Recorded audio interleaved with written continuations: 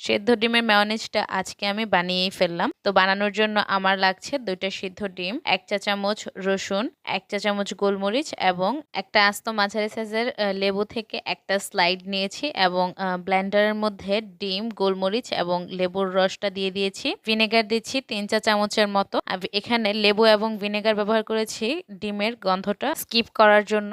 1 কাপের 4 ভাগের 1 ভাগ সমান সয়াবিন তেল ব্যবহার করছি। এই পর্যায়ে লবণ দিচ্ছি স্বাদ মতো। আমি আমার পরিমাণে লবণ ব্যবহার করেছি। সয়াবিন তেল দিয়েছি মেজারমেন্ট কাপের হাফ কাপ সমান এবং সবগুলো উপকরণ একসাথে দিয়ে কিছুক্ষণ সময় ব্লেন্ডার করে নিয়েছি। যখন গোলমরিচটা আমার মনে হয়েছে ভেঙে ফাঁকি হয়ে গিয়েছে, এই পর্যায়ে আমি 2 টেবিল চামচ চিনি ব্যবহার করছি।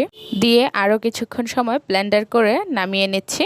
দামি দামি রেস্টুরেন্টে কিন্তু সেদ্ধ ডিম দিয়ে মেয়োনিজ তৈরি করা হয়। বাকি অর্ধেকটা মেয়োনিজের সাথে আমি আরও 2 টেবিল চামচ টমেটো সস, রসুনের 2 খোয়া